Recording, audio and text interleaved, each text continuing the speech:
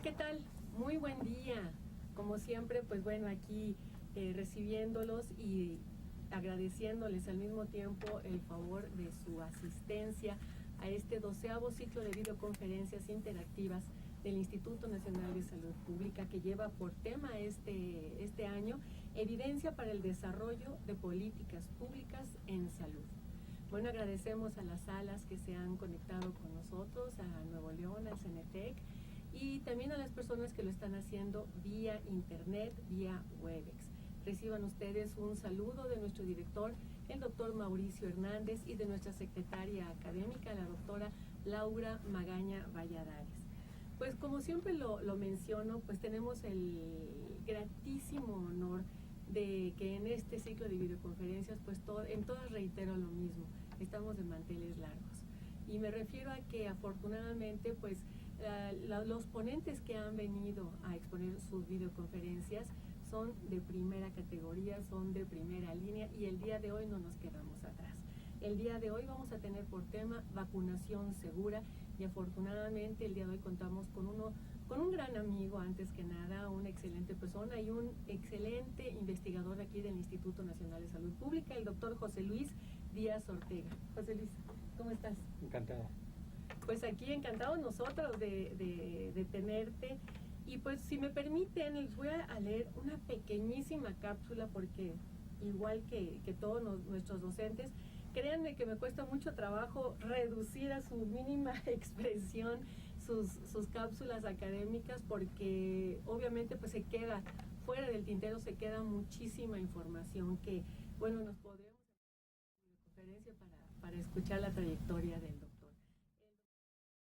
El doctor Ortega, él es médico cirujano, especialista en epidemiología y en inmunología. Tiene un diplomado en antropología física, evaluación económica de intervenciones en salud y en educación superior. En el ámbito nacional, el doctor ha trabajado en el Instituto de Salubridad y Enfermedades Tropicales, lo que actualmente es el INDRE, en la Dirección General de Epidemiología, en el Consejo Nacional de Vacunación, en la Coordinación Nacional de Vigilancia Epidemiológica y en el Centro Nacional para la Salud de la Infancia y la Adolescencia, desarrollando actividades gerenciales pues relacionadas con la vigilancia, el control, la investigación y evaluación de enfermedades inmunoprevenibles y de otros programas prioritarios de la Secretaría de Salud. Él ha sido miembro del Comité Directivo en Epidemiología e Investigación de Campo de la Organización Mundial de la Salud y consultor temporal del Programa Ampliado de Inmunizaciones de la Organización Panamericana de la Salud y de la OMS, en Washington, D.C., Ginebra, Suiza, y en países de Centroamérica, Caribe, Sudamérica y Sudeste Asiático. Actualmente el doctor José Luis Díaz Ortega se desempeña como investigador en ciencias médicas en el Instituto Nacional de Salud Pública, trabajando sobre respuesta inmune a la vacuna SRP aplicada en aerosol o por inyección, siendo profesor titular del curso de verano y vacunas y salud pública. En el curso de verano de vacunas y salud pública. Él ha publicado 38 artículos científicos o de divulgación en revistas nacionales e internacionales y 14 capítulos de libros o de manuales. Sus áreas de interés son la epidemiología y control de enfermedades, respuestas inmune a vacunas, vías alternativas de vacunación, eventos adversos asociados a vacunación, evaluación de programas, complejidad en medicina y cultura y ciencia. ¿Ven? Como les digo, no es fácil resumir en tan pocas líneas una trayectoria tan grande como la del doctor José Luis Díaz Ortega. Y bueno, si me permiten únicamente pues pasar de lleno a la videoconferencia del doctor, y pues vamos a dejar para después la sesión de preguntas y respuestas. José Luis, adelante por favor, y nuevamente muchísimas gracias por estar con nosotros. Bien, buenos días a todos. Para mí es una enorme satisfacción dirigirme a ustedes, y agradezco mucho la invitación de las autoridades del Instituto Nacional de Salud Pública y de la maestra Berta, por esta amable invitación. Para entrar en materia, quisiera comentar que la vacunación segura es una estrategia de salud pública que acompaña a un programa prioritario a nivel global, que es la vacunación. Quisiera pedir que me presentaran la siguiente. Ok, correcto. Bien, para empezar, quisiera hacer un pequeño recordatorio de las vacunas que tenemos en México, las que aplicamos cotidianamente en el programa de vacunación universal en el país. Y para ello me he permitido analizar el esquema de vacunación por grupos de edad. En este cuadro podemos ver las vacunas aplicadas en los menores de 2 años de edad. Como pueden ver, el total de dosis aplicadas son de 17 a 18 dosis antes de que los niños cumplan 2 años de edad. Son muchas dosis de vacunas y necesariamente alguna o algunas de estas dosis podrían coincidir con algún cuadro clínico presente en los niños. Bien, empezaré por el recordatorio de la edad de aplicación de la vacuna BCG, que previene las formas invasivas de la tuberculosis, como es la tuberculosis meningia y como es la tuberculosis miliar. Esta vacuna se aplica al nacimiento. Posteriormente, tenemos que a los 2 meses el niño recibe también, quisiera retomar de una vez la vacuna de hepatitis B, que también se aplica la primera dosis al nacimiento, y ahora sí ya retomo los 2 meses de edad. A los 2 meses de edad el niño recibe la primera de 4 dosis de la vacuna pentavalente, la segunda de 3 dosis de la vacuna de hepatitis B y la primera de 3 dosis de la vacuna de rotavirus. Y si el niño, al cumplir los 6 meses de edad, entre los 6 y los 11 meses de edad, debe ponerse al niño 1 a 2 dosis de la vacuna contra la influenza, que se aplica en el periodo preinvernal, es decir, estamos hablando del mes de octubre, por ejemplo, o podría aplicarse incluso en los primeros días del periodo invernal, si es que por algún motivo no se encuentra esta vacuna en el establecimiento de salud. Por otra parte, la vacuna de antineumocóxica consta de 3 dosis el esquema en el menor de 2 años, la primera a los 2 meses y la segunda a los 4 meses y la tercera a los 12 meses de edad. Y tenemos la vacuna triple viral, que previene el sarampión, la rubiola y la parotiditis, que se aplica, aquí dice 2 dosis, me disculpo, aquí hay un error, es una sola dosis y se aplica al año de edad. La segunda dosis se aplica hasta los 6 años de edad y como pueden ver, el número de dosis es bastante elevado en los primeros 2 años de vida de los niños. En el siguiente grupo de edad podemos ver que el esquema de vacunación, sumando las vacunas que se aplicaron cuando el niño era menor de 1 año, ya estamos hablando de 19 a 20 dosis aplicadas de vacunas.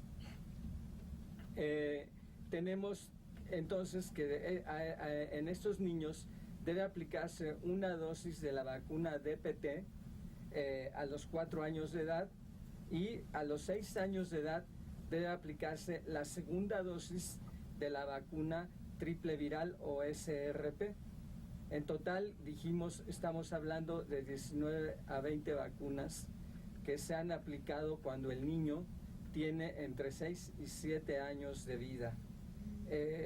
Es uno de los esquemas de vacunación más completos que hay a nivel mundial, el que se tiene en México, y realmente podemos prevenir un número muy importante de padecimientos que pueden salvar la vida a los niños y que pueden además salvarlos de complicaciones y de hospitalizaciones que, además de costosas, implican mucho sufrimiento.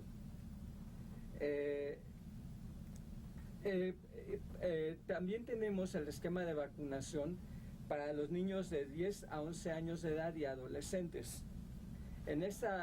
Actualmente el programa de vacunación ve prácticamente todos los grupos de edad, desde el recién nacido hasta los adultos mayores. Un grupo clave en la prevención de padecimientos son los adolescentes. Tenemos que en este grupo de edad se aplica la vacuna que previene el tétanos y la difteria, y son 2 dosis, aplicándose la primera a los 12 años de edad. Estas 2 dosis completan un esquema de 5 dosis de vacuna que contenga el toxoide tetánico.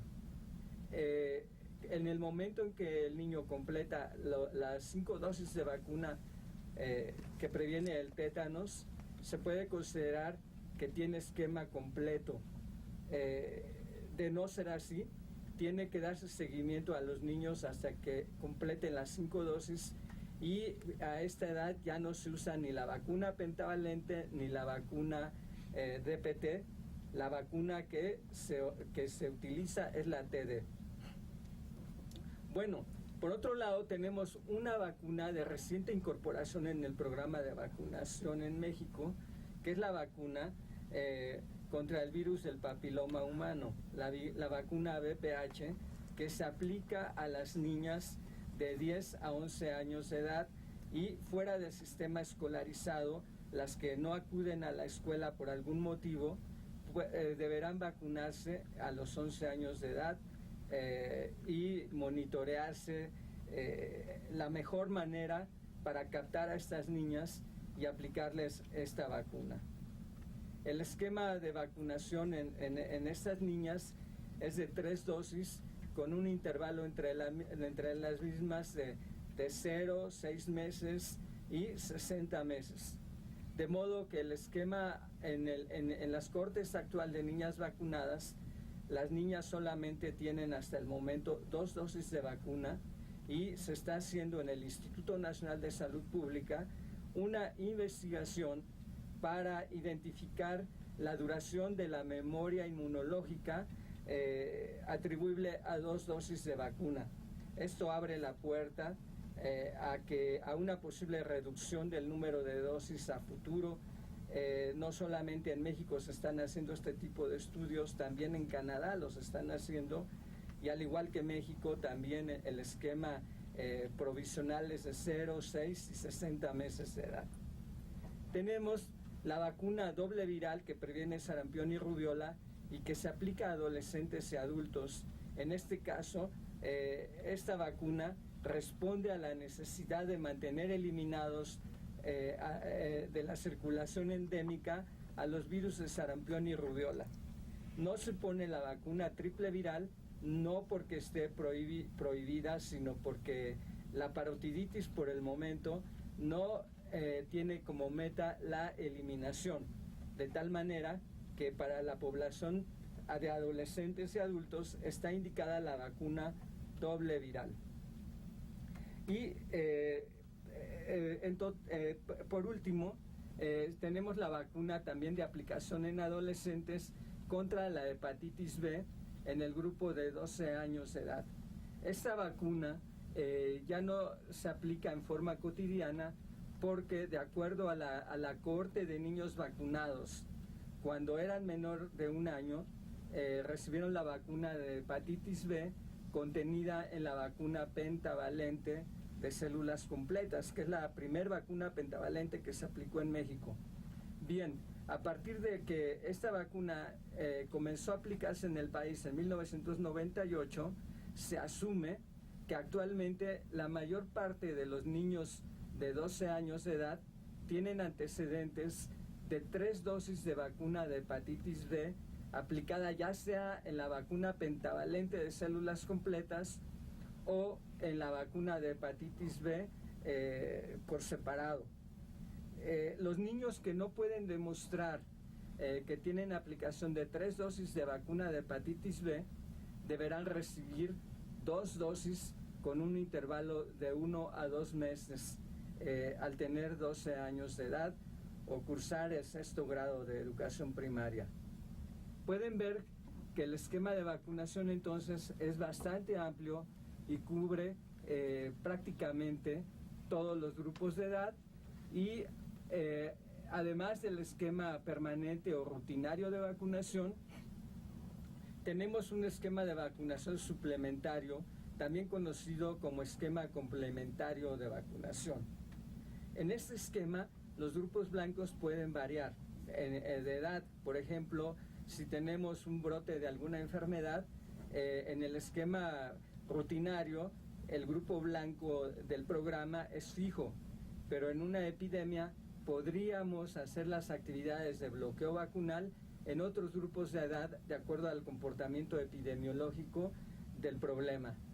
Bueno, la vacuna oral de poliovirus atenuados tipo Sabin se continúa utilizando en México en los menores de 5 años, pero solamente para aquellos niños que puedan demostrar que tienen al menos 2 dosis aplicadas de vacuna pentavalente acelular. La razón de este requisito es de que el poliovirus atenuado tipo Sabin se trata de un virus que se puede replicar en el intestino de los niños, en el intestino delgado, en placas de Peyer, y a la velocidad de replicación de este virus, que es un virus de ácido ribonucleico, puede haber un número importante de mutaciones, de cambios en el genoma del virus que hagan que se presente reversibilidad a la neurovirulencia. De modo que para la reversibilidad a la neurovirulencia podría provocar que algunos de estos virus Sabin podrían producir poliomielitis por vacuna, lo cual es muy raro, pero podría ocurrir. Para evitar esta probabilidad, se aplican las primeras dosis de la vacuna contra la poliomielitis con el virus inactivado de la polio contenido en la vacuna pentavalente acelular. De modo que los niños que pueden demostrar que tienen 2 dosis previas de vacuna pentavalente acelular han generado inmunidad humoral mediada por anticuerpos contra el virus de la poliomielitis. ¿Qué ocurre entonces si en una Semana Nacional de Salud se aplican dosis de virus atenuados orales en un niño y en su intestino alguno de esos virus revierte a la neurovirulencia? Lo que ocurre es que si esos virus pasan a la circulación, el niño está protegido porque ya generó anticuerpos ahora de clase IgG que van a neutralizar al virus que revirtió a la neurovirulencia. De modo que la aplicación de la vacuna oral de poliomielitis es confiable, es segura y es deseable, ya que a diferencia de la vacuna inyectada, la vacuna oral induce inmunidad a nivel de las mucosas, lo cual es relevante en un padecimiento como la poliomielitis, donde la vía de entrada natural es el tubo digestivo, la vía oral. Bien, la vacuna doble viral de sarampión rubiola se aplica únicamente en adolescentes y adultos y se puede aplicar en diferentes grupos de edad en campañas de vacunación. Y tiene como meta reforzar la inmunidad poblacional para mantener eliminada la rubiola y el sarampión en México. La vacuna contra tétanos y difteria, que es el toxoide tetánico y diftérico, se aplica cotidianamente en el programa permanente de vacunación a niños y niñas, como dije anteriormente, a los 12 años de edad, y se debe aplicar a las mujeres en edad fértil en cualquier etapa de la gestación. No se trata de un medicamento que pudiera provocar daños en el producto de la gestación. No se ha demostrado que sea teratogénico y es totalmente confiable su uso y totalmente necesario además para mantener eliminado el tétanos neonatal en el territorio nacional. Bien, para concluir este recordatorio, veamos que en los adultos las enfermedades sin prevenir son bastantes. Pueden ver que los adultos deberíamos estar protegidos contra el tétanos, la difteria, la influenza, la neumonía producida por Streptococcus pneumoniae, la hepatitis B, el sarampión y la rubiola. Hay algunas vacunas que no son de aplicación universal, como es la vacuna de neumococo, de polisacáridos purificados de neumococo. La vacuna 23 valente se aplica solamente a los adultos mayores o bien a los adultos de cualquier edad si tienen algún factor de riesgo, como puede ser alguna enfermedad crónica o degenerativa, alguna cardiopatía o bien a los adultos de cualquier edad que por exposición profesional estén en riesgo, como son los trabajadores de salud, en este caso enfermeras, médicos y personal de laboratorio. Tenemos entonces que con toda esta gama de vacunas aplicadas, prácticamente no hay día en que no apliquemos algunos miles de vacunas en el país, y es lógico, por pura probabilidad, que algunas de esas dosis pudieran asociarse o relacionarse con algún evento adverso que ocurra en los individuos vacunados. Antes de entrar en materia, quisiera comentar que para que se libere una vacuna para su aplicación en la comunidad, requiere que pase por diferentes tipos de estudios y de ensayos. En primer lugar, los estudios de precomercialización comprenden los estudios preclínicos, es decir, antes de que la vacuna se pruebe en individuos humanos, se deben hacer estudios llamados de banca o estudios de in vitro. Estos estudios in vitro consisten en demostrar que el agente contra el que se quiere prevenir es en verdad puede crecer, replicarse o reproducirse en un medio de cultivo, o puede por alguna estrategia de producción mantenerse in vitro, viable o molecularmente detectable. Y en segundo lugar, se tienen que hacer modelos animales donde se prueba la capacidad de inducción de respuesta inmune de esos agentes biológicos o de esas moléculas identificadas en los agentes biológicos que pueden inducir la respuesta inmune. Posteriormente, se tienen que empezar a introducir estudios en humanos, y para ello se hacen los ensayos clínicos, los cuales comprenden al menos 3 fases antes de salir al mercado las vacunas. Los ensayos de fase 1, de fase 2 y de fase 3. Los ensayos de fase 1 identifican reacciones muy frecuentes y responden a la pregunta de si la vacuna o lo que potencialmente podría ser una vacuna es capaz de inducir una respuesta inmune en el individuo. Este tipo de ensayos requieren un tamaño de muestra muy pequeña, puede ser de solamente 25 individuos, por ejemplo, y si en 25 individuos ninguno responde a la vacuna, pues la conclusión lógica es que no es inmunogénica. Si induce una respuesta inmune, habría que preguntarse qué tan benévola es ese tipo de aplicación de la vacuna. Y para ello se estudian los eventos adversos temporalmente asociados a la aplicación de la vacuna. En este caso, se pueden detectar solamente los eventos más frecuentes.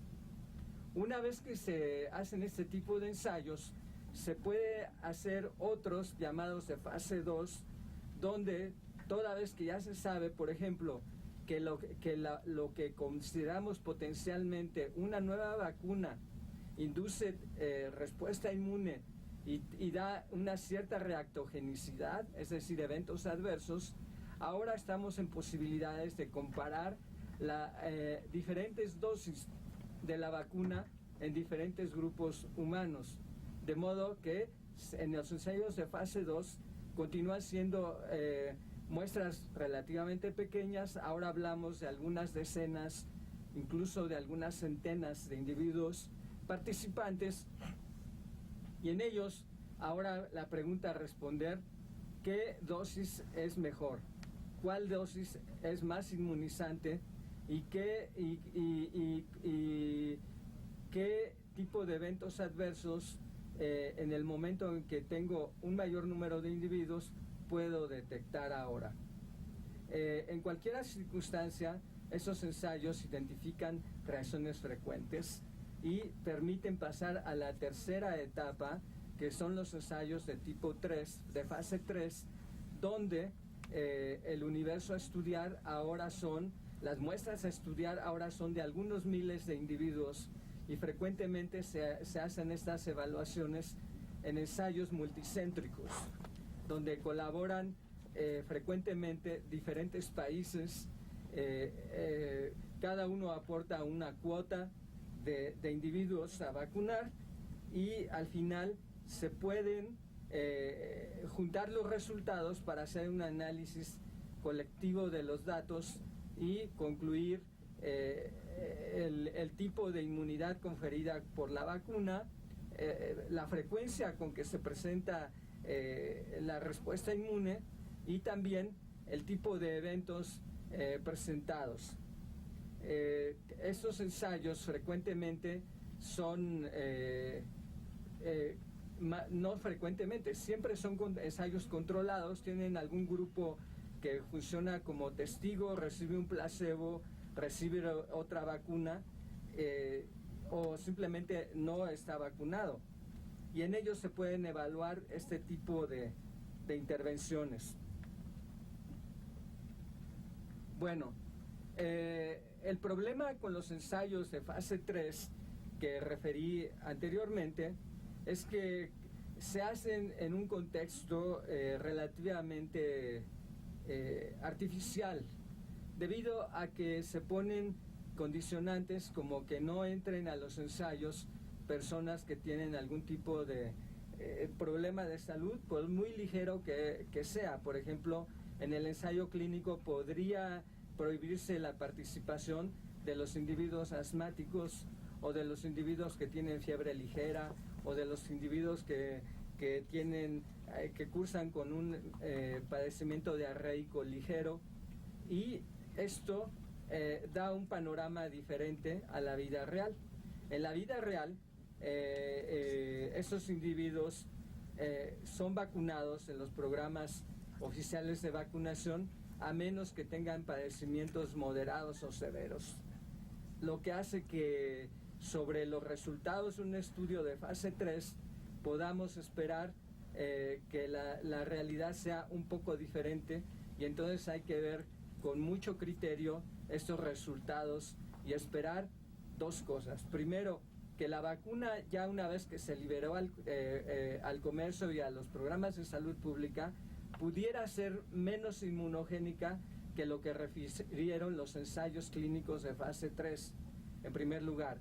En segundo lugar, que pudiéramos identificar eventos adversos que no fue capaz de identificar la metodología utilizada en los ensayos clínicos de fase 3, los cuales, como dije anteriormente, incluyen ya algunos miles de sujetos en la investigación, que son insuficientes, sin embargo, para identificar eventos adversos raros, por lo tanto, de muy baja frecuencia.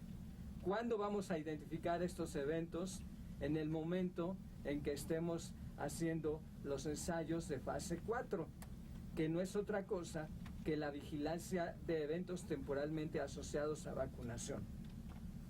Los ensayos de fase 4 se realizan ya, la vigilancia de eventos adversos se realiza ya que la vacuna está liberada al mercado y que está siendo utilizada tanto por el sector público como por el sector privado de la salud. ¿Y quiénes hacen este tipo de vigilancia? Pues somos nosotros, los médicos, las enfermeras, el personal de laboratorio.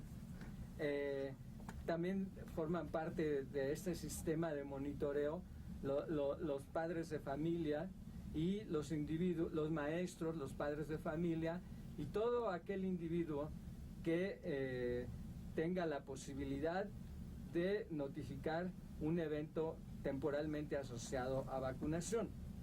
Y dije temporalmente asociado a vacunación, no dije causalmente producido por la vacunación.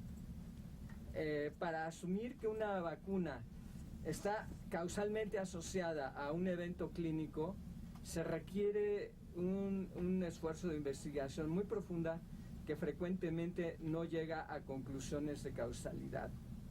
Ahora, ¿qué permiten identificar la vigilancia de eventos temporalmente asociados a la vacunación? A través de ellos, una vez que ahora aplicamos la vacuna a millones de individuos, podemos empezar a identificar los eventos de baja frecuencia. Podemos identificar factores de riesgo.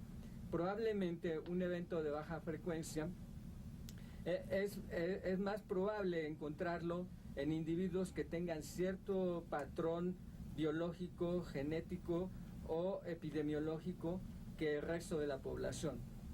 También podemos identificar los lotes de vacuna que están asociados a reacciones postvacunales. Eso es importante considerarlo porque, por ejemplo, si estuviéramos haciendo ahora una campaña de vacunación y de alguna entidad federativa nos avisan que la vacuna que están aplicando está produciendo convulsiones en los niños, haríamos mal en parar la campaña. Primero tendríamos que ver que si esa característica es solamente atribuible a un lote de los que están circulando en el país o en verdad es atribuible a todas las vacunas que estamos utilizando. De modo que si identificamos que se está presentando este evento solamente con un determinado lote, lo que procede es parar ese lote y continuar con la campaña de vacunación y suplir el mismo en los lugares donde se estaba aplicando. Quiere decir que tenemos los trabajadores de salud una responsabilidad muy grande para las políticas públicas de prevención y control de enfermedades. Es un problema no detectar un evento adverso, pero también es un problema parar una campaña de vacunación si no se requiere. Y para ello requerimos entonces seguir procedimientos que nos permitan tomar las mejores decisiones en campo. Bueno, y tenemos los problemas reales de seguridad. Esos son los eventos adversos que han sido comprobados que en verdad son atribuibles a algunas vacunas. Hablaré del síndrome de Guillain-Barré, que se detectó por primera vez en 1976 en los Estados Unidos como un padecimiento atribuible a la aplicación de la vacuna contra la influenza. Sin embargo, quisiera adelantar, a reserva de que más adelante profundizaremos en este aspecto, que esta asociación temporal se presentó con una vacuna que donde el virus de influenza se hizo crecer en células porcinas. El problema se acabó en el momento en que los Estados Unidos de inmediato pararon la aplicación de esa vacuna y la sustituyeron por las vacunas tradicionales producidas en huevos embrionados de gallina. En ese momento se acabó y desde 1976 no se ha vuelto a presentar una asociación causal con el síndrome de Guillain-Barré. Sin embargo, es una precaución que debemos tener en cuenta siempre y por lo tanto ahora la vigilancia de parálisis flácida aguda ya no nada más se hace en México en los menores de 15 años. Si todos recordamos, esta vigilancia tenía como meta identificar la posible poliomielitis en los niños. Ahora ya la vigilancia de parálisis flácida aguda incluye todos los grupos de edad, lo que nos va a permitir tener una mejor visión a la hora de tener la coincidencia de un síndrome de Guillain-Barré, por ejemplo, en el periodo invernal en el que estamos vacunando contra la influenza. El hecho de que coincidan no quiere decir que la vacuna es la causa del padecimiento y requiere un análisis a profundidad. De esto hablaremos más adelante. Otro evento que está demostrado causalmente es la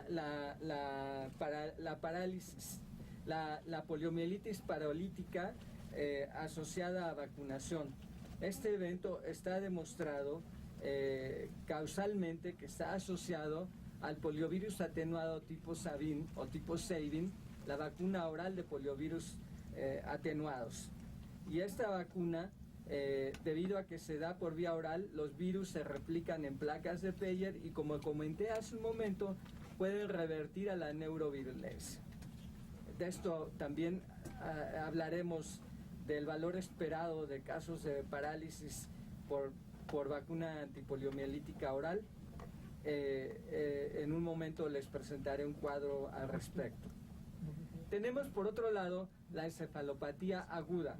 Los niños que reciben la vacuna DPT o la pentavalente de células completas están conteniendo estas vacunas a la Bordetella pertussis muerta. Es una vacuna de células completas muerta y que se ha observado que es más reactogénica que las vacunas acelulares.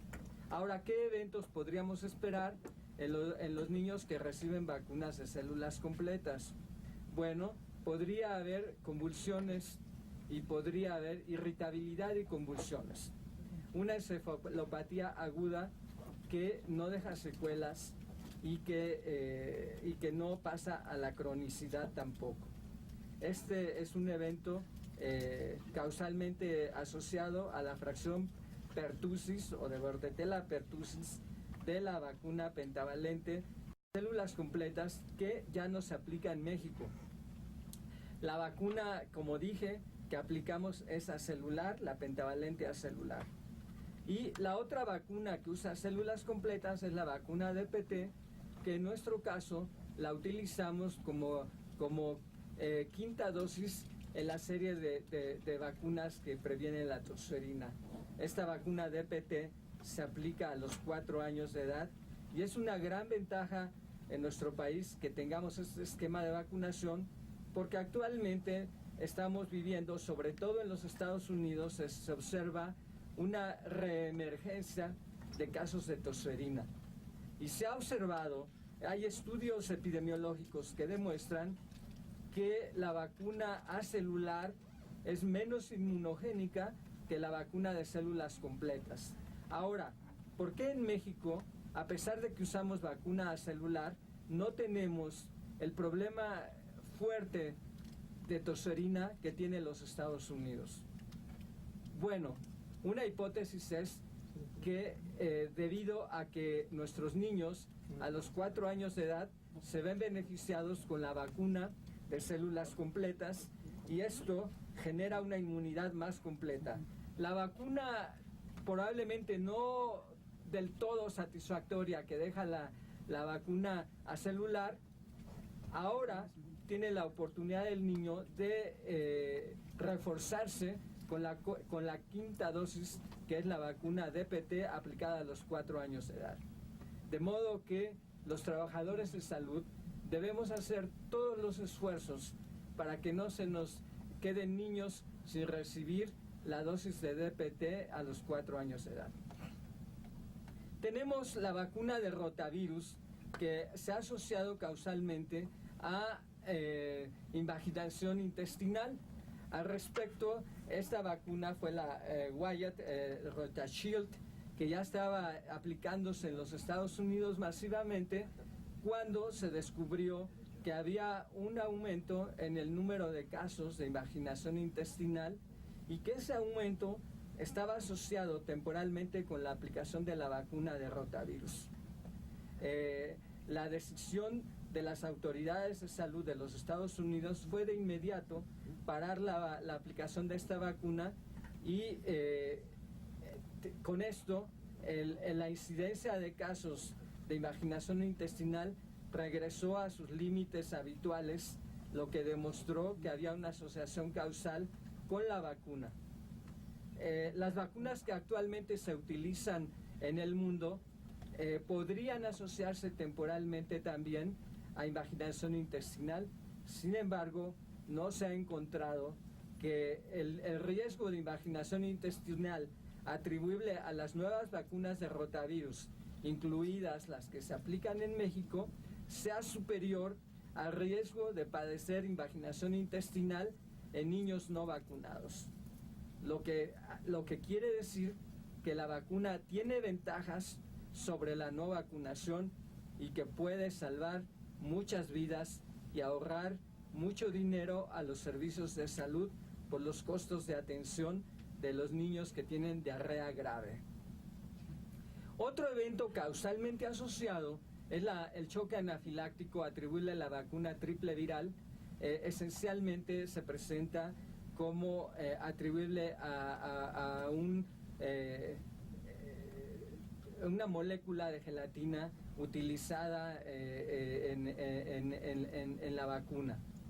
Y tenemos, por otro lado, la incidencia es muy baja y es algo que debe tenerse presente porque si pudiera ocurrir, y el choque anafiláctico lógicamente se presentaría en el mismo día en que se vacuna al individuo, incluso pocos minutos o pocas horas después de la vacunación. Por otro lado, tenemos la púrpura trombocitopénica, causalmente asociada también a la vacuna triple viral, y la incidencia esperada es 1 por cada 30,000 dosis aplicadas. El problema que tenemos en México es que no tenemos un buen registro de eventos adversos y por lo tanto no sabemos si esta casuística de los Estados Unidos se encuentra también en nuestra población. Es un llamado desde aquí a los trabajadores de salud, sobre todo en hospitales, que es donde llegan los casos de púrpura trombocitopénica, para que en todos los individuos investiguen el antecedente de vacunación en los 30 días previos, lo que haría suponer que esta vacuna podría estar implicada en la etiología de la púrpura trombocitopénica. Este tipo de complicación, este tipo de evento adverso es reversible, no deja secuelas y puede considerarse como un evento moderado, no necesariamente grave. La meningitis aséptica es un evento causalmente asociado también a la fracción parotiditis de las vacunas triple viral. Y el evento tiene diferentes probabilidades, como veremos posteriormente. Por otra parte, tenemos problemas falsos de seguridad, problemas que provienen de mitos y falsas concepciones. Por ejemplo, la encefalopatía crónica atribuible a la fracción pertussis de las vacunas contra tosferina. Hasta el momento, en ningún lugar del mundo se ha demostrado que las vacunas de células completas dejen como secuela una encefalopatía crónica. Otro problema falso es la artritis crónica atribuible a las vacunas de rubiola. Se sabe que la vacuna de rubiola puede asociarse a artritis temporal en mujeres, principalmente en mujeres adolescentes y adultas. Y se espera hasta en el 10% de las mujeres vacunadas algún tipo de dolor articular, de inflamación articular. Pero en México tenemos muy pocos reportes y probablemente esto se debe, en primer lugar, a subregistro, pero también podría atribuirse a que en el pasado la rubiola fue altamente endémica, de modo que la vacunación a adolescentes y a mujeres adultas se realiza en personas inmunes por infección previa, lo que disminuye el riesgo de eventos adversos en las mujeres vacunadas. Tenemos otro mito, que es la esclerosis múltiple temporal asociada a hepatitis B, la diabetes asociada a las vacunas contra hemófilos influenzas del tipo B, a vacuna de hepatitis B, la enfermedad de Crohn, que es una inflamación intestinal asociada a la vacuna triple viral, el autismo asociado a la vacuna triple viral, a la vacuna de hepatitis B, o aquellas vacunas que utilizan como preservante alguna sustancia con mercurio. Todo esto ha sido merecedor de investigaciones profundas a nivel epidemiológico. La Organización Mundial de la Salud, los Centros para el Control de Enfermedades de los Estados Unidos y diversas instituciones de salud pública a nivel mundial han estudiado y demostrado que estas asociaciones son falsas, no son verdaderas. De modo que los trabajadores de salud tenemos que tener información clara para evitar falsas contraindicaciones para la vacunación.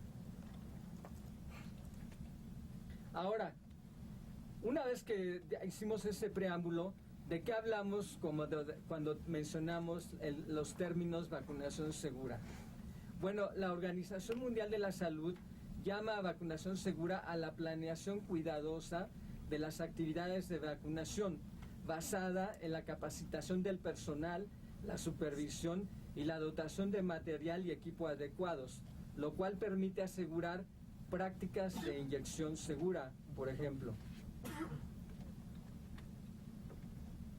Y tenemos por otra parte las estrategias para garantizar la vacunación segura. Tenemos tres estrategias básicas. Las estrategias relacionadas con la logística. Tenemos que asegurarnos que la transportación de las vacunas del laboratorio productor o del proveedor hacia las áreas donde se aplican las vacunas es adecuada, que conservan la temperatura óptima de transportación, que no van congeladas. Las vacunas, una vez que salen del área central, no deben congelarse nuevamente, deben mantenerse a una temperatura de refrigeración que va de 2 a 8 grados centígrados y preferentemente de 2 a 4 grados. La vacuna, por otro lado, debe ir perfectamente etiquetada, debe ser claro, la etiqueta debe estar en español y los diluyentes que acompañan a cada vacuna deben estar perfectamente etiquetados. Vacuna que no tenga etiqueta, diluyente que no tenga etiqueta, no sabemos qué es y por lo tanto deben apartarse y no deben aplicarse. Por otra parte, en la logística de la vacunación debemos asegurarnos que tenemos jeringas autodestruibles, llamadas así porque una vez que se utilizan no pueden reutilizarse, que son diferentes a las vacunas a las vacunas habitualmente de uso común, que se usan para reconstituir biológicos liofilizados. Esas jeringas podrían reutilizarse y en un momento en que hubiera falla de vacunas, algún trabajador de salud podría tener la tentación de reusar esas jeringas, constituyendo un alto riesgo para la salud de los individuos vacunados. Y por otro lado, tenemos que tener a la mano siempre las cajas de seguridad para el desecho de objetos punzocortantes. De modo que esto tiene que asegurarse en la logística que acompaña a la planeación de las actividades de vacunación. Pero ni siquiera teniendo todos los elementos para una vacunación adecuada, se garantiza si no tenemos una capacitación correcta en las buenas prácticas de vacunación. Y esto parte justamente de la actualización de las normas de vacunación, de la disponibilidad de manuales de vacunación, de trípticos, de material informativo y de información visual que permita a los médicos y enfermeras y a los vacunadores en general tomar las mejores decisiones y saber qué tipo de equipo, qué dosis aplicar en qué condiciones aplicarlas y cuándo no deben aplicarlas o cuándo deben retrasar la aplicación de una vacuna. Las buenas prácticas de vacunación entonces requieren de una capacitación en el tipo de vacunas, dosis, eventos adversos, el uso de jeringas adecuadas, reconstitución adecuada de vacuna, debido a que podría ocurrir que un diluyente que no está bien etiquetado pudiera ser otro medicamento, por ejemplo un relajante muscular, que es muy fácilmente confundible con agua bidestilada y que con esto se reconstituya una vacuna, o podría confundirse, por ejemplo, un frasco de insulina con alguna vacuna DPT y entonces tener tragedias de consecuencias insospechadas. Las buenas prácticas deben incluir la capacitación en la vía de administración correcta. Si una vacuna se aplica por vía intradérmica, no tiene por qué aplicarse por vía subcutánea o por vía intramuscular. En el sitio adecuado de inmunización, si se tiene que aplicar en el muslo, en los niños, no tiene por qué aplicarse en la nalga, por ejemplo. Deben seguirse todas las precauciones. Algunas condicionantes en el escenario de la vacunación no son contraindicaciones verdaderas, solamente son medidas de precaución. De modo que debe capacitarse a los vacunadores en este tipo de precauciones. Y desde luego en las contraindicaciones verdaderas, y además debe capacitarse al personal de salud en las actividades de información y consejería a los padres de los niños y a la propia población adulta que se va a vacunar. Otros campos de supervisión que constituyen otras estrategias son el almacenamiento adecuado de las vacunas, el empaque y envío adecuados, la conservación de la temperatura, no solo en las cajas que transportan la vacuna de las empresas y de los distribuidores, sino la transportación de la vacuna del nivel estatal a las jurisdicciones, por ejemplo, de las jurisdicciones a las unidades de salud y a los hospitales. Capacitación en la red de frío, capacitación en los procedimientos de vacunación. Debe supervisarse estas actividades. El uso de frascos abiertos de las vacunas oral de poliomielitis y DPT y el descarte oportuno de las dosis sobrantes de vacunas BCG, triple viral y doble viral. Esta es una actividad ya no de capacitación, sino de supervisión. La capacitación tiene limitantes. Una de las limitantes es el cambio de actitud. Si el individuo no cambia su actitud, yo no puedo decir que fue capacitado. ¿Cuándo puedo darme cuenta de esto? Cuando voy a ver cómo trabaja. Es decir, mediante actividades de supervisión en campo. La supervisión es una fase clave del proceso administrativo en salud pública y es indispensable llevarlo a cabo en los programas de vacunación. Ahora, tenemos por otro lado los eventos clínicos. ¿Qué son los eventos temporalmente asociados a vacunación? Se han definido como aquellos eventos clínicos presentados en los primeros 30 días post-exposición a la vacunación, con algunas excepciones. Por ejemplo, la BCG podría haber eventos atribuibles a la vacunación hasta un año después de que se aplicó la vacuna, y en el caso de la vacuna antipoliomielítica oral, la temporalidad es de 4 a 35 días en receptores de la vacuna. Si yo tengo un caso de polio en un niño que lo vacuné un día antes o 2 días antes, puedo estar seguro que esa no es polio por vacuna, que podría tratarse de un caso de polio por virus salvaje, pero no es polio por vacuna, porque el poliovirus atenuado de la vacuna requiere también un periodo de incubación para poder empezar a tener manifestaciones clínicas el niño vacunado. Por otra parte, los niños vacunados contra la poliomielitis oral durante un periodo de algunos meses van a estar excretando el virus vacunal en las excreciones, en las heces. De modo que el periodo de polio por vacuna en los contactos de niños vacunados, es decir, cuando tenemos polio por vacuna en un individuo que no fue vacunado, pero que es un contacto de un niño que sí fue vacunado. Por ejemplo, alguna persona que por alguna razón tiene una inmunodeficiencia y se expone al poliovirus vacunal sin haber sido vacunados debido a que bebe agua contaminada o bebe algún alimento contaminado con poliovirus vacunales revertidos a la neurovirulencia, podría también, sin haber sido vacunado, tener poliomielitis por vacuna. Este evento es muy raro en México y en general a nivel mundial, debido a que la inmunidad poblacional contra la poliomielitis es muy elevada, casi del 100% en la población adulta, y después de los 5 años de edad, la probabilidad de tener anticuerpos contra la polio en México es muy elevada. Sin embargo, no hay que descartarlo.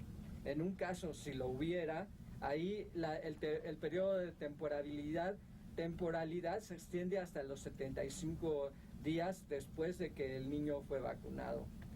De modo que son indicadores de temporalidad que nos permiten identificar oportunamente un evento adverso asociado a la vacunación. Ahora, la clasificación de los eventos adversos. Estos eventos se pueden clasificar por la severidad del cuadro clínico en leves, moderados o graves. Son eventos leves si el evento clínico es local o es sistémico, pero no ponen en riesgo la vida ni la función y no requieren hospitalización. Por ejemplo, dolor en el sitio de aplicación de una inyección, o por ejemplo, fiebre, o también la erupción en la piel atribuible a la vacunación, el llamado rash postvacunal. Esos son eventos locales, como el dolor en el sitio de aplicación, o sistémicos como la fiebre o el rash postvacunal, pero no ponen en riesgo la vida ni la función, y desde luego se pueden manejar en forma ambulatoria este tipo de pacientes. Tenemos por otro lado los eventos moderados. No ponen en peligro la vida ni la función, no dejan secuelas incapacitantes, pero podrían requerir hospitalización. Estos eventos moderados pues podrían ser, por ejemplo, la púrpura trombocitopénica. Y por último, podemos tener los eventos graves que ponen en peligro la vida o producen secuelas incapacitantes y requieren hospitalización. Y pues el ejemplo típico en este caso es la poliomielitis paralítica asociada a vacunación. Por la relación que guardan con el proceso de vacunación, tenemos los eventos relacionados con la vacuna. Y esto depende frecuentemente de la susceptibilidad individual a algún componente de la vacuna. Y tenemos eventos graves que son generalmente de baja frecuencia, y por ejemplo la poliomielitis paralítica asociada a vacunación, que es de muy baja frecuencia.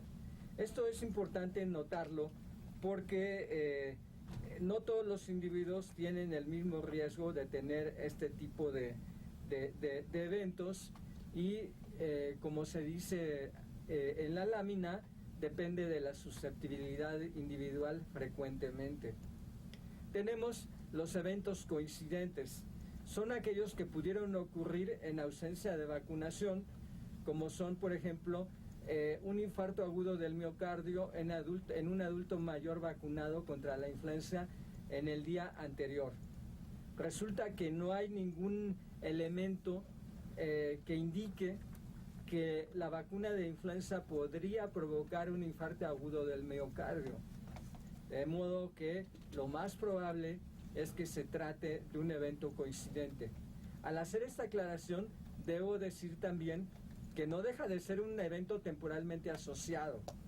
Lo que estoy sugiriendo es qué tipo de evento se denomina coincidente. Y definitivamente es un evento temporalmente asociado de tipo coincidente. Y por último, tenemos los errores técnicos, que son las desviaciones programáticas. Por ejemplo, la norma de vacunación, el manual de vacunación, el tríptico informativo, dice claramente que la vacuna BCG se aplica por vía intradérmica. Sin embargo, por alguna razón yo la aplico por vía intramuscular o subcutánea. Esta es una desviación programática, es decir, no es un error del programa, es una desviación del programa que en el trabajador de la salud. Y bueno, las consecuencias de no aplicar correctamente una vacuna pueden ser iatrogenias, algunas de ellas podrían ser severas. Ahora, ¿qué tipo de desviaciones programáticas podemos identificar? Errores en la técnica de aplicación. Por ejemplo, si no hacemos limpieza adecuada en el sitio de aplicación, podríamos producir abscesos piógenos. Si no aplicamos correctamente una vacuna, podríamos producir lesión del nervio ciático. Reutilización de jeringas. Es una desviación programática que podría producir infecciones de agentes que se encuentran en la sangre, como el virus de la inmunodeficiencia humana, la hepatitis B, la hepatitis C, por ejemplo. La aplicación de dosis no adecuadas. Podríamos confundir, por ejemplo, la vacuna BCG, que la dosis adecuada es 0.1 mililitros, con la vacuna triple viral, porque se parecen un poco los viales, los frascos de las vacunas, y resulta que la vacuna de triple viral, la dosis es de 0.5 mililitros y la de tuberculosis es de 0.1 mililitros. De modo que si yo confundo BCG y la aplico creyendo que es triple viral, estoy aplicando una megadosis, porque estoy aplicando 5 veces la dosis de la vacuna BCG. Y lo mismo podría ocurrir si, por ejemplo, habitualmente recibimos en nuestra unidad de salud viales de una sola dosis de una vacuna, llámese triple viral o doble viral, y ahora me llega una remesa de vacunas de frascos multidosis, donde ahora la presentación es de un frasco con 10 dosis. Si no reviso bien la presentación, si no identifico el vial que voy a aplicar, podría yo aplicar 10 dosis creyendo que se trata de una sola dosis. Reconstituyo un frasco de 10 dosis con 0.5 mililitros y lo aplico como si fuera una sola dosis. Son errores, desviaciones programáticas, porque la norma claramente y los manuales de vacunación dicen que antes de aplicar una vacuna o cualquier medicamento hay que leer perfectamente lo que dice la vía de administración y la dosis. Y la administración incorrecta, ya hablamos de ello, y confusiones de vacuna, también acabamos de hablar de ello, y también la contaminación química o biológica de las vacunas. ¿Cómo puede contaminarse un frasco de vacuna? Bueno, podemos reconstituir, por ejemplo, una vacuna liofilizada con un diluyente que no sea agua bidestilada, sino que podría ser algo muy parecido como bromuro de pancuronio o succinilcolina, que son relajantes musculares utilizados en anestesia.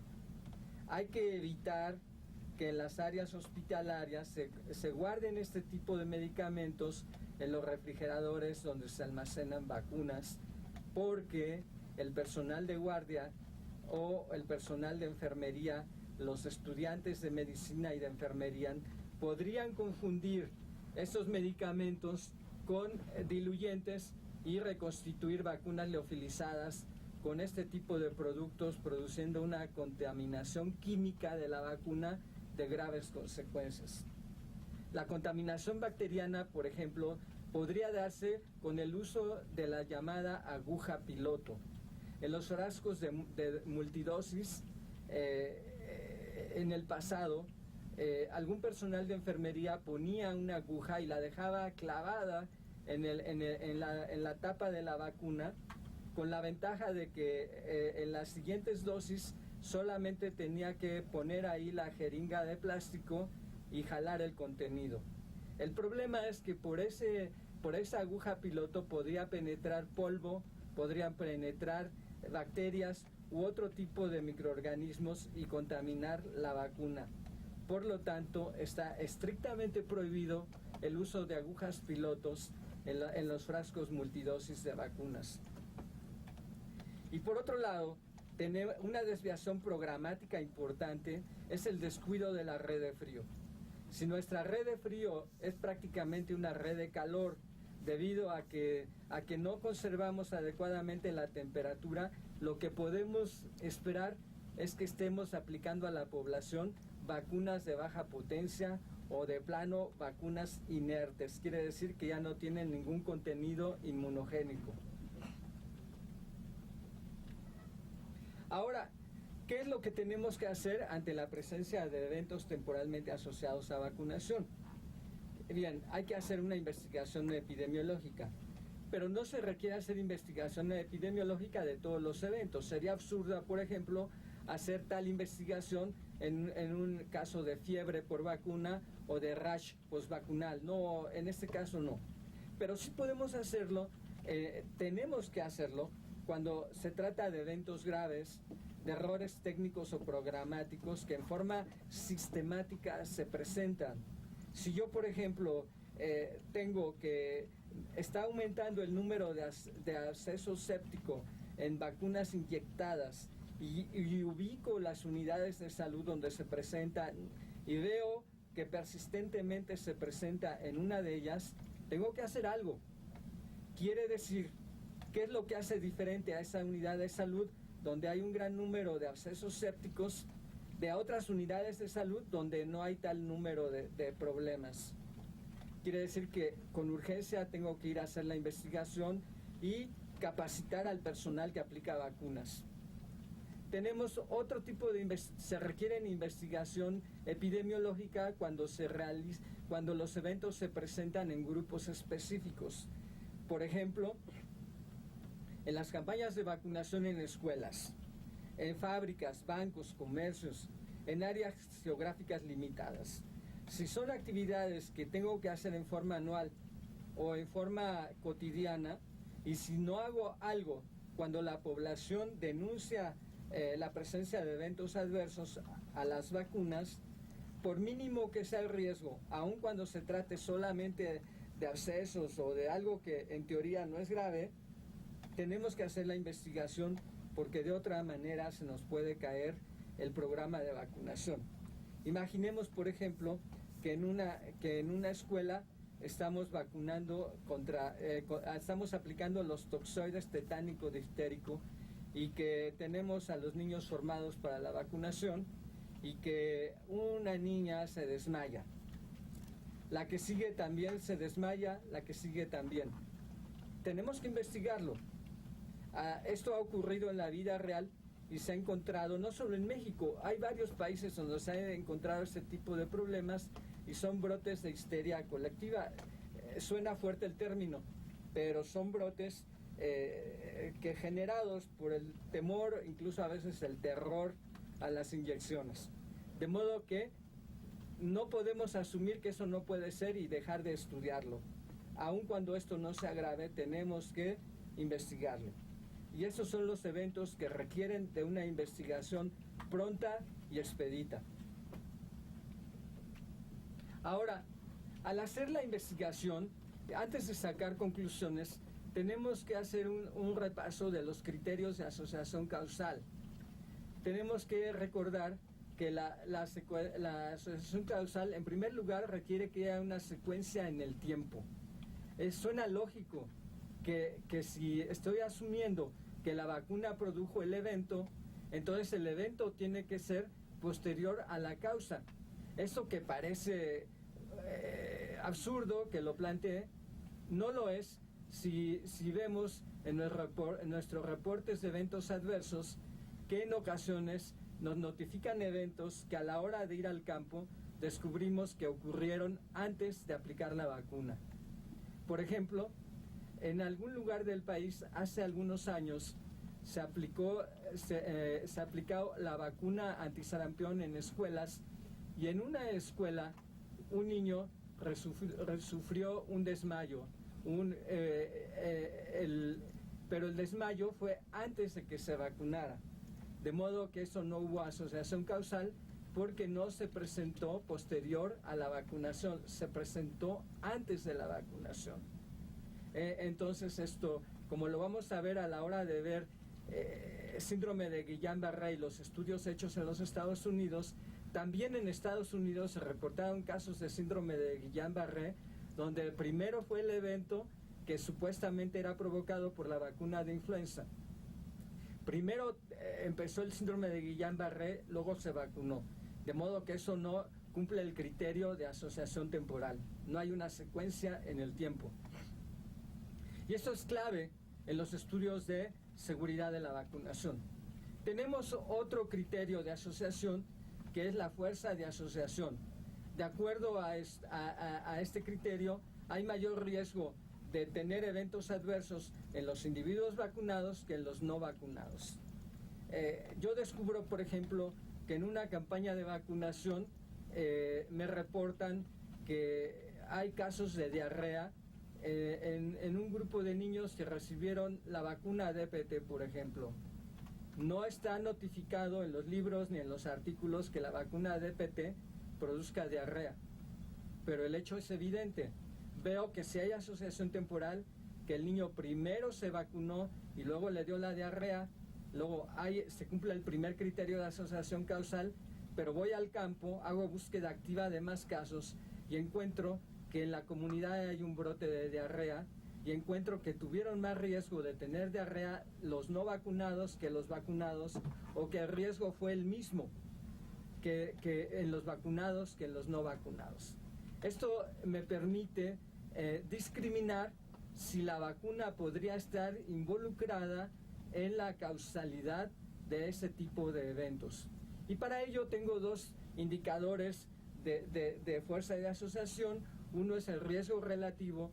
Si al hacer el estudio de campo, esto lo hacemos los salubristas, los que nos dedicamos a la salud pública, los médicos, los epidemiólogos, las enfermeras y desde luego todo el personal de salud que haga farmacovigilancia.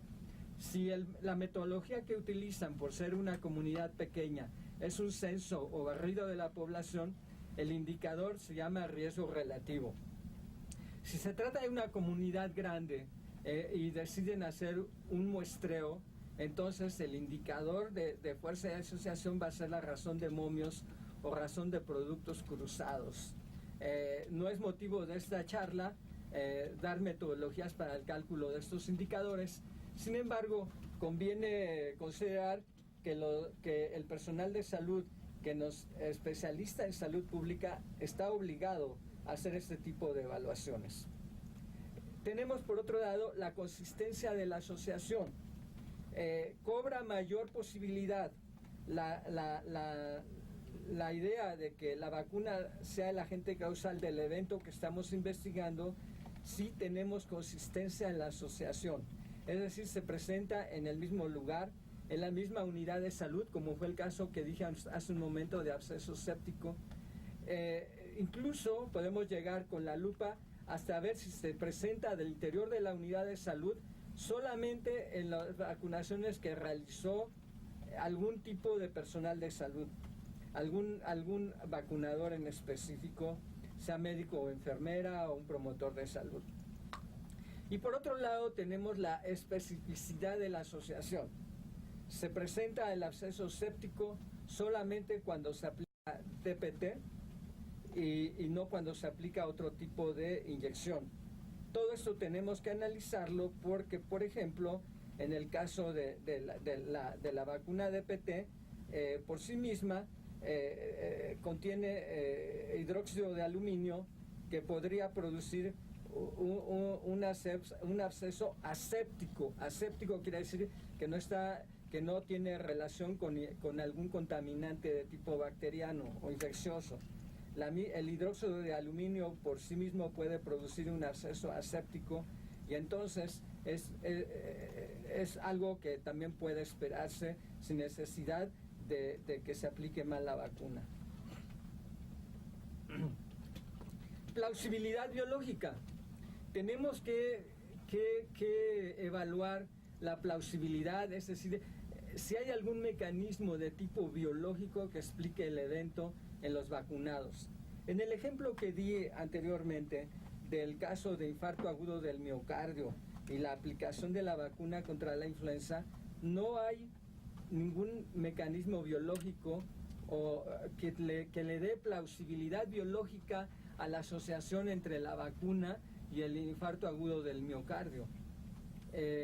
En cambio, hay plausibilidad biológica entre la poliomielitis paralítica y la vacuna de poliomielitis oral tipo Sabin. Esto es muy importante. El hecho de que no haya plausibilidad biológica no quiere decir que no haya causalidad. Pudiera haber, pero no conocemos el mecanismo que explica tal fenómeno. Y entonces este tipo de investigación presenta una oportunidad para identificar lagunas en el conocimiento. Por otro lado, la coherencia con el conocimiento disponible. Lo que estoy investigando está reportado en otros artículos, en la experiencia mundial, en África, en Asia, en Europa, en Canadá, en Estados Unidos. ¿Hay alguien que haya visto algo similar a lo que yo estoy viendo? Esto también le da más peso a la posibilidad de que se trate de una asociación causal. Ahora, se deben analizar y descartar otros factores que podrían producir el evento, como podrían ser los padecimientos coexistentes, ¿verdad? Por ejemplo, estamos vacunando contra la influenza en el periodo invernal, no en el periodo preinvernal, sino en el periodo invernal, cuando ya está circulando ampliamente por el país el virus de la influenza. Y yo, en lugar de vacunar antes del invierno, estoy vacunando a finales de diciembre o en enero. Resulta que podría ocurrir que el individuo que yo estoy vacunando en la mañana ya estaba en periodo de incubación de influenza. En la tarde él presenta el cuadro típico de influenza y él va a atribuirle la enfermedad a la vacuna aplicada en la mañana. Pero esto se trata de un evento coincidente que no puede ser producido por la vacuna por dos motivos. La vacuna es de virus inactivados que además están fraccionados, de modo que la vacuna no puede provocar influenza. Pero puede haber influenza temporalmente asociada a vacunación. Es decir, yo lo vacuné en la mañana y en la tarde ya empezó con el cuadro clínico de influenza debido a que lo vacuné en periodo de incubación. Esto podría ocurrir también no con influenza, sino con el virus sincicial respiratorio, con un catarro común, con otro tipo de enfermedad coexistente que ya esté presente o que está todavía en periodo de incubación en el momento en que estoy vacunando al individuo. Podría el evento estar asociado al consumo de otros medicamentos, a la exposición a agentes ambientales, plaguicidas, etc. Todo esto tiene que investigarse a la hora de hacer la investigación de eventos adversos. Y tenemos entonces los eventos esperados de la vacuna BCG, que tenemos los esperados son la mácula en el segundo día de aplicación, el nódulo 4 semanas, y el cual puede abrirse, y la costra a las 12 semanas, dejando una cicatriz de tipo queloide. Ahora, no todos los niños tienen que hacer este tipo de evento. Hay algunas personas que creen que si no hace este tipo de eventos debe revacunarse el niño. No es así. Esto forma parte de la susceptibilidad individual de las personas.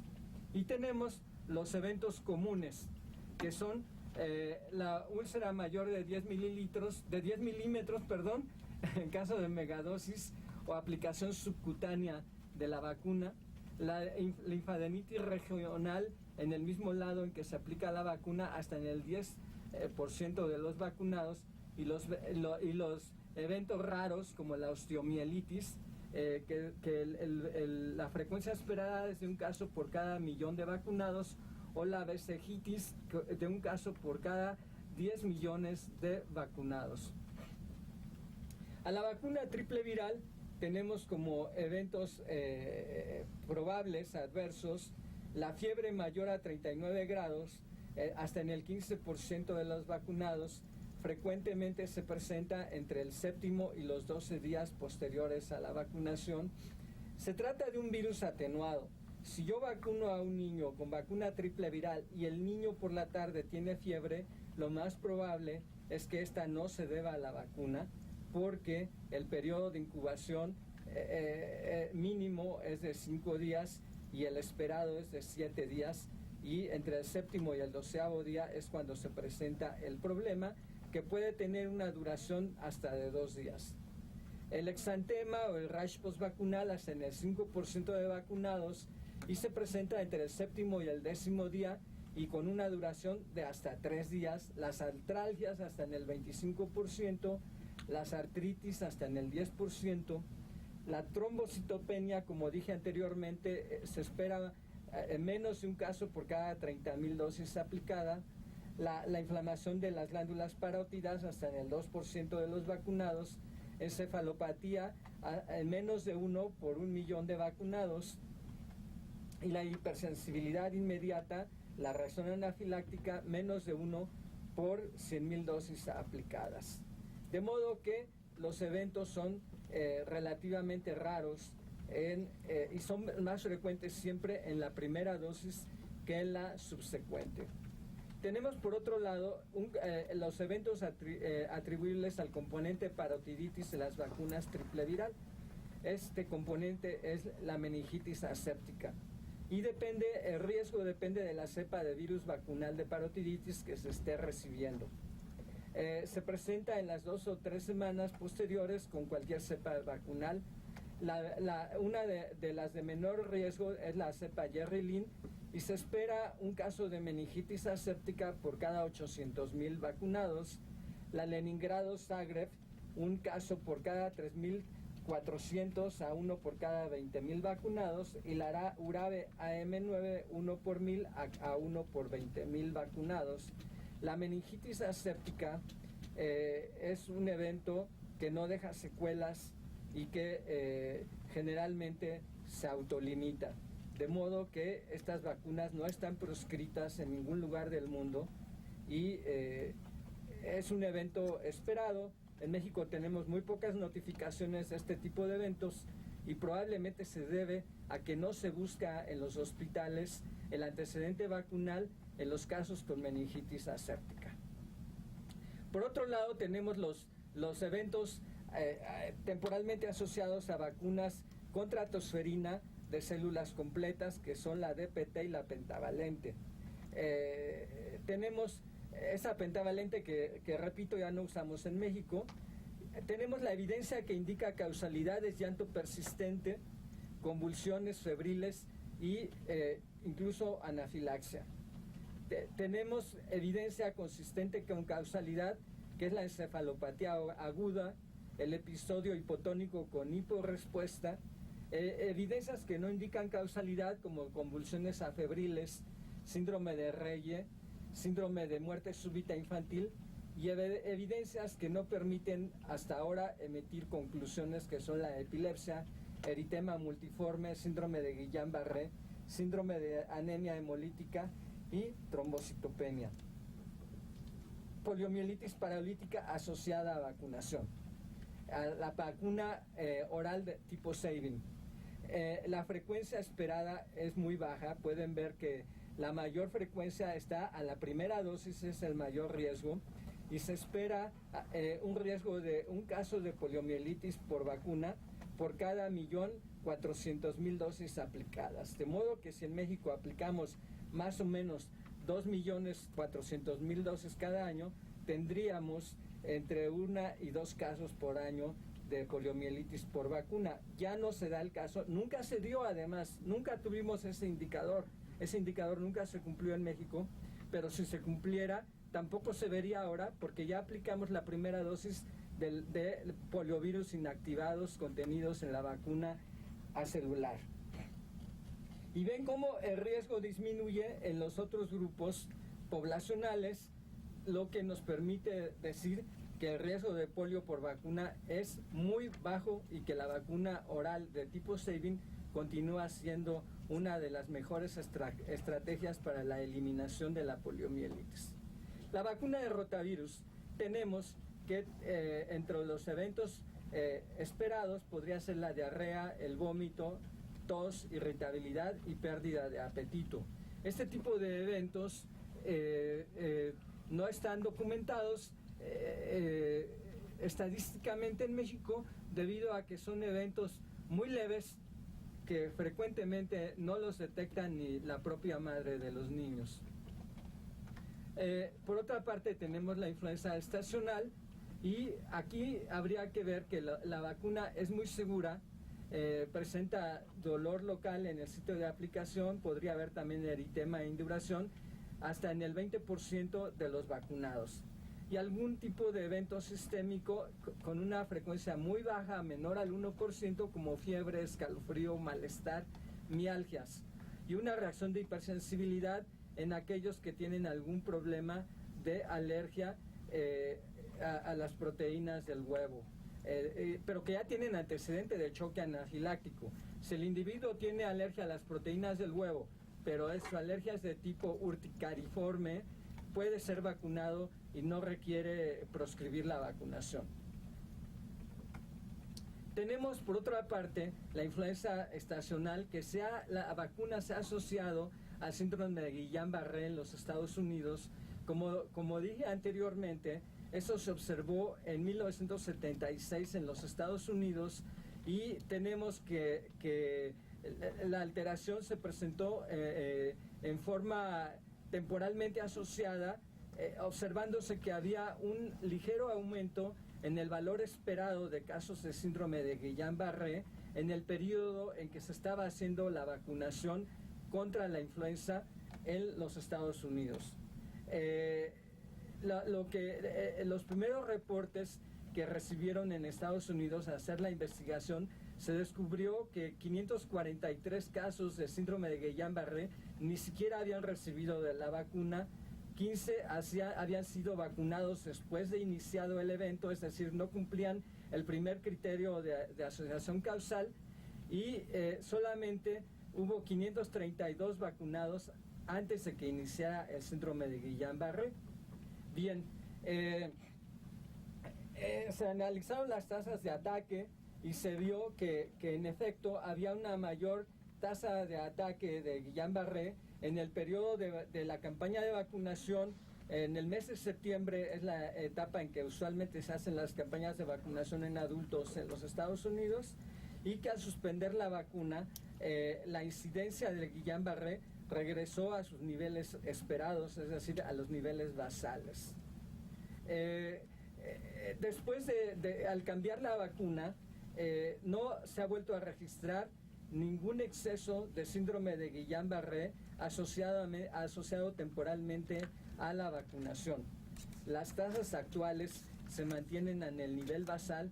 Incluso durante la pandemia de 2009 no se ha demostrado que la vacuna haya producido exceso de casos de síndrome de Guillain-Barré, por lo que se puede asegurar que solamente es una precaución y que se tiene que tener una vigilancia epidemiológica muy buena de parálisis flácida aguda en adultos y en todos los grupos de edad para hacer las comparaciones esperadas. Es decir, si en México llevamos una mala vigilancia de parálisis flácida aguda, ¿qué valor basal podemos comparar cuando estemos vacunando? Por ello requiere que tengamos muy buena vigilancia de parálisis flácida aguda. Y bueno, tenemos también otro evento que se ha reportado temporalmente asociado, es la parálisis de Bell o la parálisis facial, y este se presentó solamente en Europa cuando se inició la vacunación en spray nasal con virus inactivados de influenza. Se encontró que había asociación causal entre la vacuna en spray de virus inactivados de influenza y la parálisis del séptimo par craneal o facial. Lo que ocurrió fue que la Organización Mundial de la Salud proscribió el uso de vacunas de virus inactivados en spray, y lo que actualmente se utiliza, solamente está autorizado el uso de vacunas en spray que contengan virus atenuados de influenza. Esta vacuna no se ha reportado hasta ahora casos de parálisis de Bell, por lo que podemos asegurar que las vacunas de influenza son seguras y altamente eficaces. Y bueno, pues yo quisiera dar una oportunidad para el intercambio de opiniones, preguntas y desde luego objeciones si las hubiera. Gracias.